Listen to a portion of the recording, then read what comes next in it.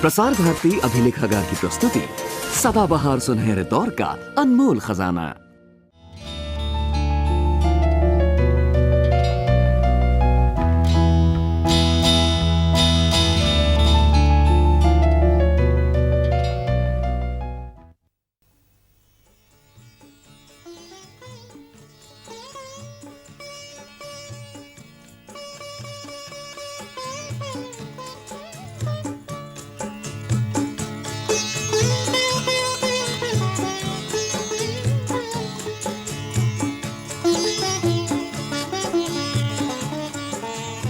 यही है वो पवित्र धरा जहां भारत का प्रत्येक यथार्थ सत्य जिज्ञासु व्यक्ति अपनी जीवन संध्या के शेष अध्याय को इसी पवित्र भूमि के पर्वत शिखरों, गहरी गुफाओं, द्रुतगामी नदियों के तट पर परतत्व चिंतन में ध्यानस्थ अवस्था में समाप्त करने की इच्छा रखता है। मेरी आंतरिक इच्छा रही है कि इसी पर्वत राज की गोद में मेरा शेष जीवन व्यतीत हो।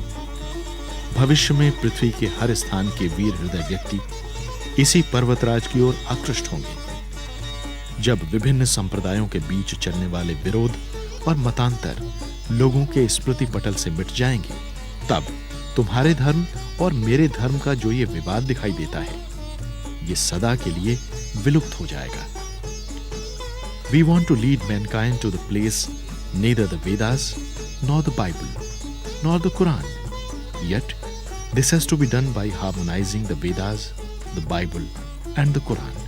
धर्म और वेदांत के भूपटल से उठकर मानवता व विश्व धर्म का प्रवर्तन करने वाले महान कर्मयोगी, संत दार्शनिक और गुरु स्वामी विवेकानंद का जन्म यद्यपि बंगाल में हुआ और उनकी कर्म भूमि संपूर्ण विश्व रही, फिर भी उनके ध्यान, भक्ति और आस्था का केंद्र हिमालय ही रहा और विशेषकर देवभूमि कुमाऊं।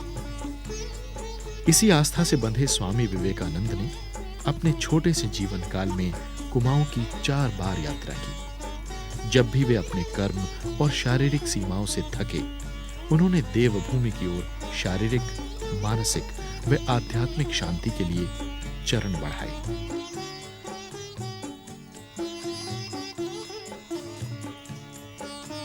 सन 1887 में बाराहनगर में श्री रामकृष्ण के प्रथम मठ की स्थापना करके उनके भक्तों को संगठित करके उन्होंने परिव्राजक जीवन अपनाने का निर्णय लिया। सत्य के साक्षात्कार हेतु उन्होंने शिव उमा की क्रीड़ा स्थली देवभूमि कुमाऊं जाने का निश्चय किया। उन्होंने अपने सहयोगियों से कहा, मैं हिमालय की ओर जा रहा हूं और वहां से तब तक नहीं लौटूंगा जब तक मैं सत्य के प्रत्यक्षीकरण द्वारा अपने में ऐसी शक्ति न जगा लूं कि मेरे स्पर्श मात्र से मानव की सारी मानवता जाग उठे।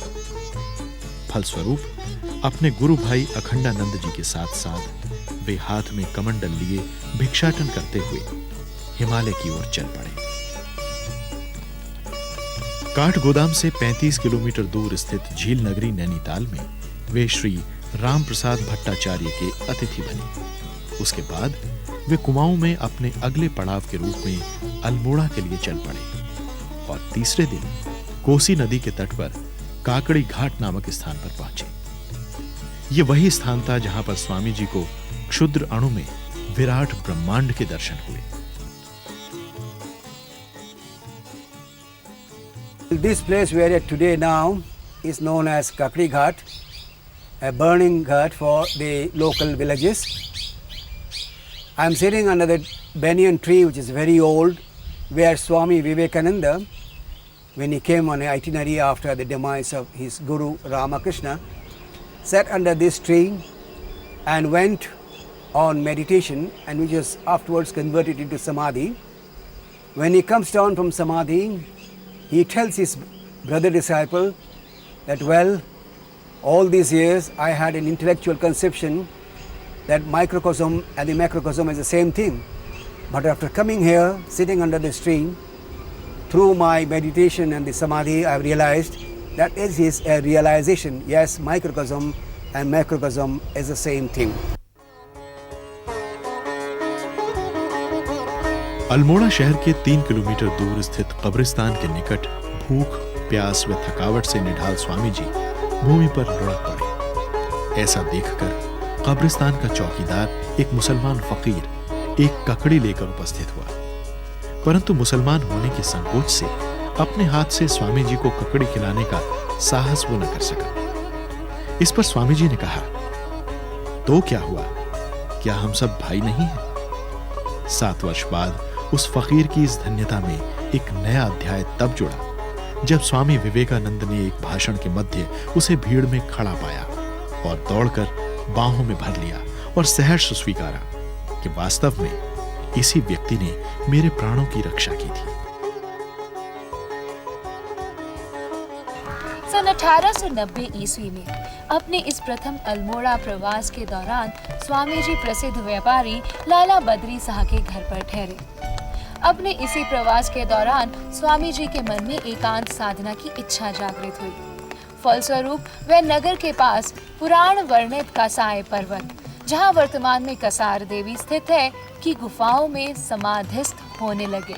सत्य के प्रत्यक्षीकरण हेतु गुफा में ध्यान मग्न स्वामी जी लगातार तनाव व संघर्ष में रहे।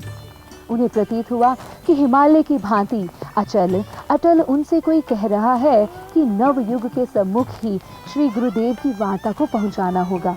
इससे पूर्व निर्विकल्प समाधि का प्रयास व्यर्थ होगा। इस संकल्प से उत्साहित होकर कर्म युद्ध की घोषणा करते हुए स्वामी जी अल्मोड़ा लौटे, जहां पर उनकी बहन द्वारा आत्महत्या का समाचार उनकी प्रतीक्षा कर रहा था। दुखी मन से स्वामी जी ने अल्मोड़ा छोड़ने का निश्चय किया। 11 सितंबर 1893 को धर्म सभा के मंच से हिंदू धर्म की ध्वजा को सबसे ऊंचाई में फहराते हुए स्वामी जी ने अपने गुरुदेव के संदेश के प्रचार का शुभारंभ किया।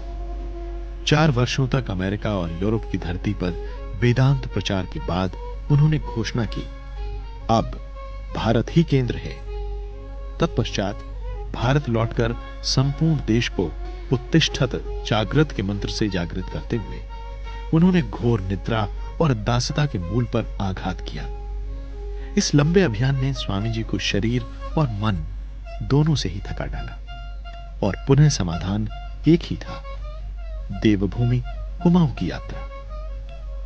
मई से अगस्त 1897 ईस्वी में किए गए अपने दूसरे प्रवास में अल्मोड़ा नगर में उनका वैसे ही स्वागत किया गया जैसे अयोध्या लौटने पर भगवान श्री राम का हुआ। इस आनंद और उत्साह से युक्त जन समुदाय ने उनके सामने 3 अभिनंदन पत्र पढ़े। तब स्वामी जी ने उनके उत्तर में कहा, यह स्थान हमारे पूर्वजों के स्वप्न का देश है, जिसमें भारत जननी श्री पार्वती जी ने जन्म लिया था। यही वो स्थान है जिसका स्वप्न मैं बाल्यकाल में देखा करता था। यहां एक ऐसे केंद्र की स्थापना होनी चाहिए जहां न केवल क्रियाशीलता अपितु इससे भी बढ़कर निश्चलता एवं ध्यानोपासना की व्यवस्था हो, और मुझे आशा है कि एक दिन मैं ऐसा कर सकूंगा।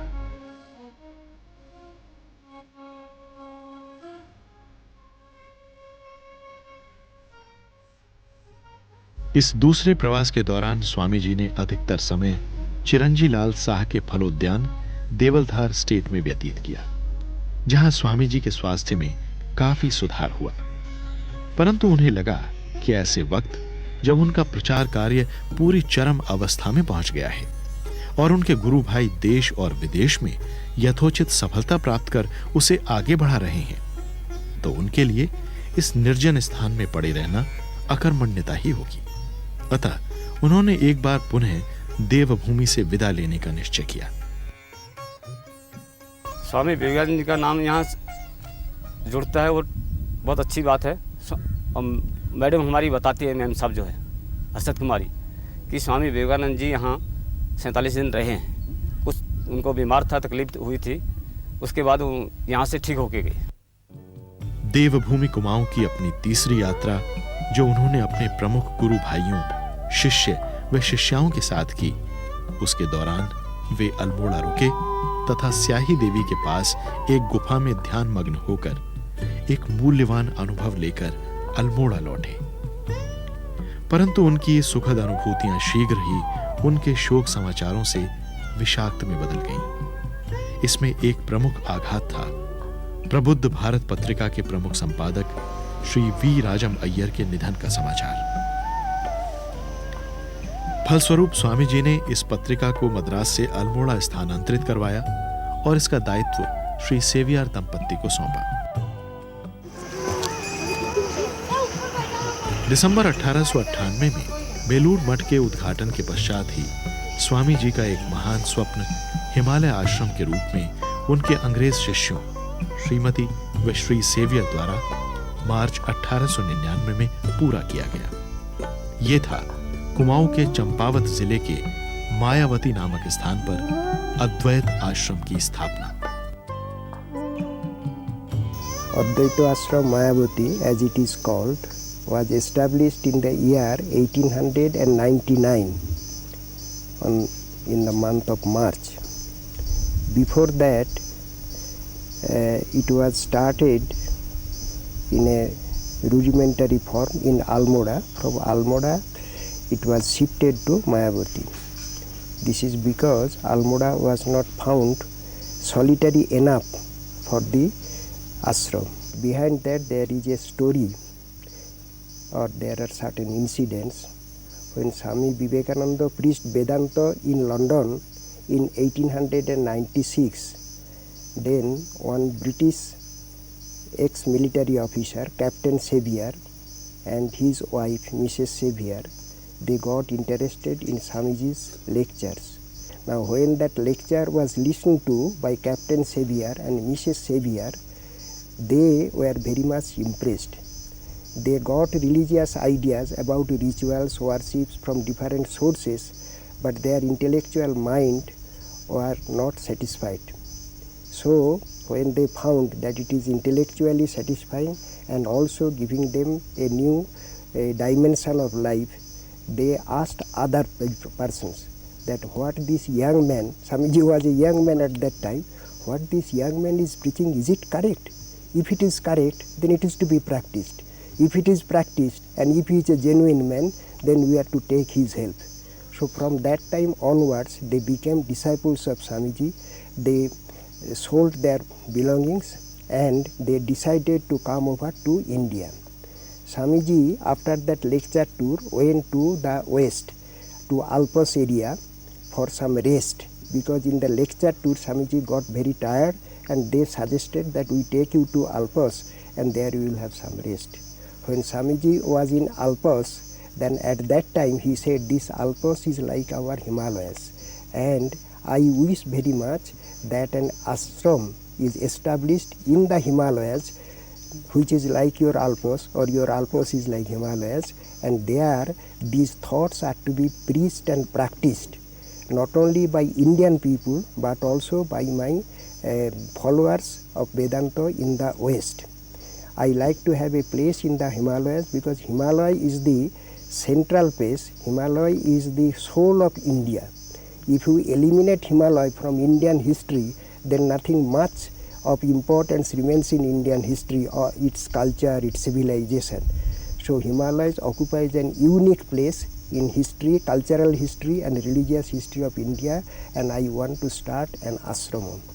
So then these disciples, Captain Sevier and Mrs. Sevier, they were encouraged. They say, all right, Swamiji, you start an ashram, we shall be cooperating with that and we shall also join that.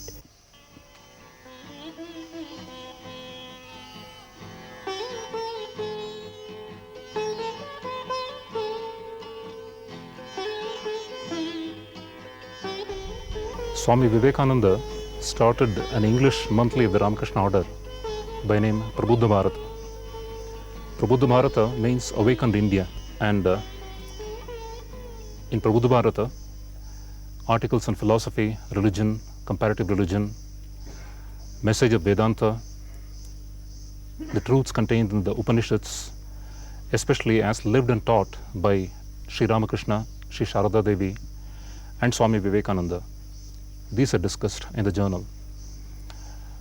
And the idea is to bring this central message of Vedanta, that is, man is divine, to bring this message to world at large. And another important point this journal addresses itself to is the role of religion, which is very significant these days. Religion, according to Swamiji, is something which affects transformation of character. Every one of us has animal nature, human nature, and divine nature. We are presently in the editorial office of Prabuddha Bharata, and this room houses the Ramakrishna Vivekananda. We are now in the bookshop and the reading room of this Advaita Ashrama, where Ramakrishna Vivekananda literature and books on the Upanishads and the Gita and other scriptures are available for sale. In this room also our guests who visit Mayavati spend their time in reading books during their spare time. And we have an interesting piece of equipment here. That is the hand press in which this journal was first printed. And this press has witnessed Swamiji here, Swami Vivekananda, and not only Prabuddha Bharata, the journal, but also a couple of volumes of the complete works of Swami Vivekananda were also printed from this primitive press. Now this press is being preserved as a memento, as a piece of history of the Ramakrishna Math and Ramakrishna Mission.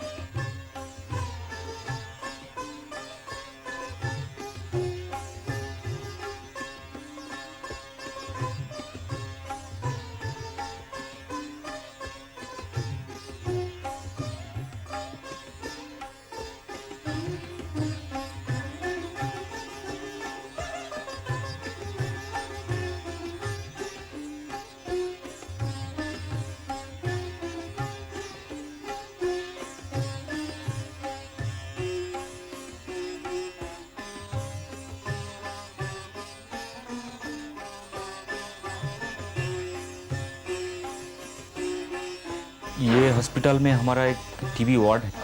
TB ward में हम लोग patient भर्ती करते हैं और 10-15 दिन जितना दिन ज़रूरत होता है उनको भर्ती करके रखते हैं और उस समय हम लोग खाना और सब कुछ यहाँ से देते थे, एकदम टोटल फ्री ऑफ कॉस्ट। और पेशेंट कुछ अच्छा हो जाने के बाद उनको छुट्टी कर देते हैं। और टीबी पेशेंट बहुत ही आता है इधर। पिछले साल लगभग 150 केस आया था और सभी पेशेंट ठीक होके चला गया। और यहाँ टीबी पेशेंट ज़्यादा होता है, इसका मतलब ये है कि यहाँ मेलन्यूट्रिशन का प्रॉब्लम ज़्यादा है। एक बार टीबी दवा खाने के शुरू होने के बाद 1 महीना बाद छोड़ देते हैं। छोड़ देने के बाद वो सोचते हैं कि ठीक हो गया और दवा खाने की क्या ज़रूरत है, लेकिन टीबी का तो बहुत दिन इलाज करना पड़ता है, इसलिए बार बार हो जाता है। दवा बंद कर देता है, फिर बीमारी लेके आता है। तो साथ साथ हम लोग पेशेंट को थोड़ा मोटिवेट करते हैं ये दवा के बारे में। और हमारा जितना यहाँ से टीबी के बारे में जितना दवा है और न्यूट्रिशन है और पेशेंट को ट्रीटमेंट है, दवा कैसे खाना है, दवा किस लिए खाना ज़रूरी है 1 साल तक, ये सब हम लोग उनको सिखाते हैं। और टीबी वार्ड में हमारा 6 बेड है। और अगर ज़्यादा पेशेंट होने से हम लोग उनको अलग डॉर्मिटरी में 10 एक्स्ट्रा बेड है, वहाँ हम लोग व्यवस्था कर सकते हैं।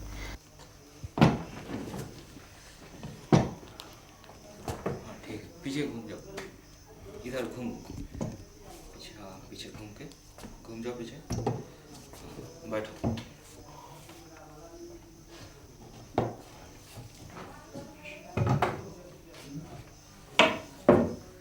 एक बार पैर दिखाओ तो, इधर क्या हुआ था?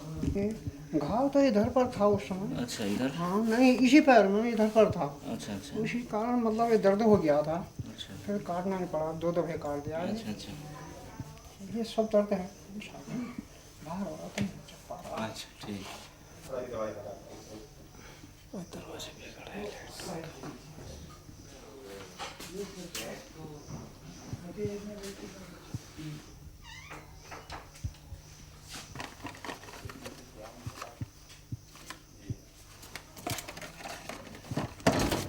भर्ती होने से आदमी है आपके साथ?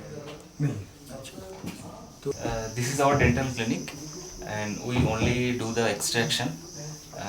Nothing is done here, and this is open for only 2 days, on Tuesday and Saturday evening. And we have one assistant with me who helped me.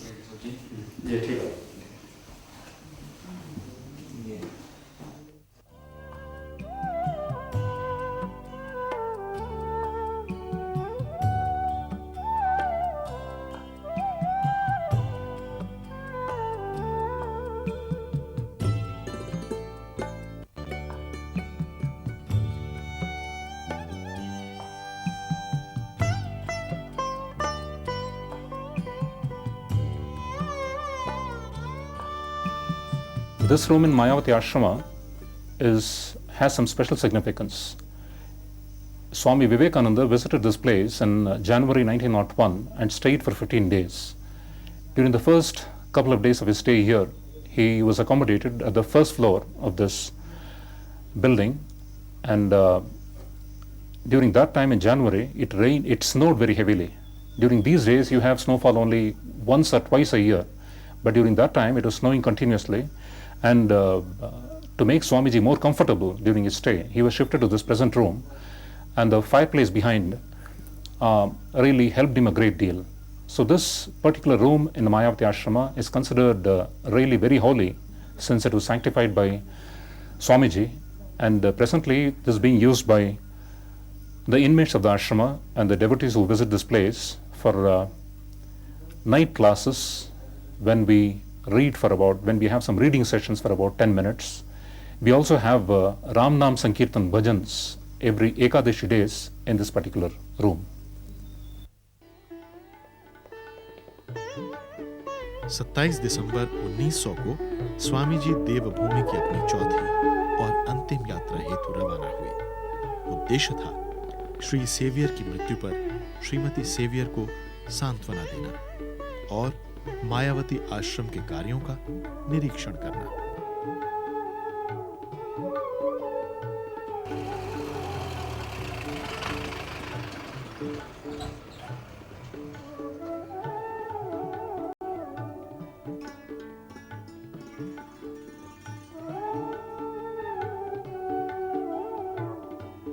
Well, Ramakrishna, when he left his body, his disciples started moving all over the India for a little bit of their penances, and one of them was Swami Turiyanand. He was coming to this side, and slowly he came up to Dehradun, and from there to this particular place.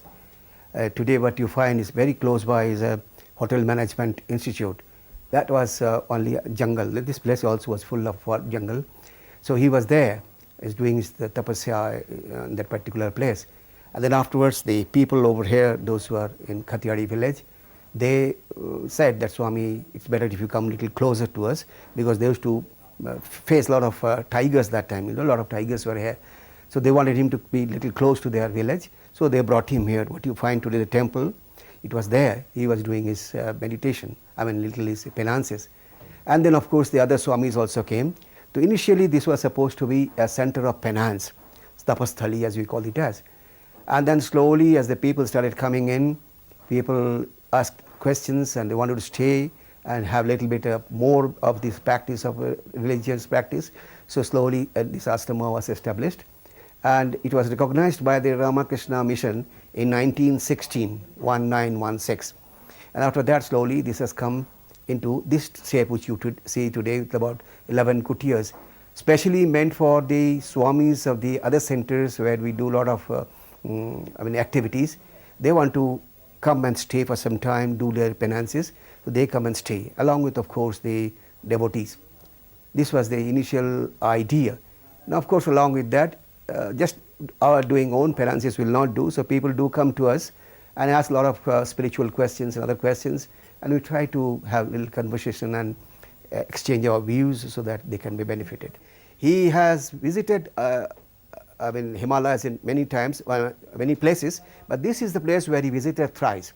First he came when he was not at all known to anybody before going to Chicago, most unknown man, And then he came here. You'll see the Karbala where he fell, and some fakir has given him a small cucumber. That was the time he came. Swami Vivekananda का संपूर्ण जीवन समाज को वेदांत सम्मत और राष्ट्र प्रेरित दिशा देने हेतु समर्पित था। यद्यपि उनका दिशा निर्देशन संपूर्ण भारत और मानव समाज के लिए था, परंतु उसकी तीव्र अभिव्यक्ति देवभूमि कुमाऊं में परिलक्षित हुई। तभी तो भगिनी निवेदिता ने मार्मिक शब्दों में इसे कुछ इस प्रकार अभिव्यक्त किया। भारतवर्ष स्वामी जी के गंभीर आवेग का केंद्र था। भारतवर्ष उनकी हृदय की धड़कन था, उनकी शिराओं में प्रतिध्वनित होता था। भारतवर्ष उनका दिवा स्वप्न था।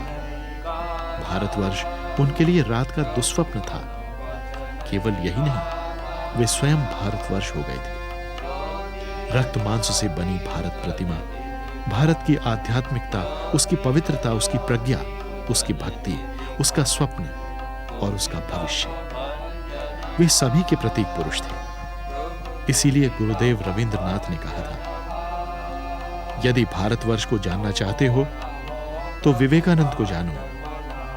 उनमें सब कुछ विधेयात्मक है, निषेधात्मक कुछ भी नहीं।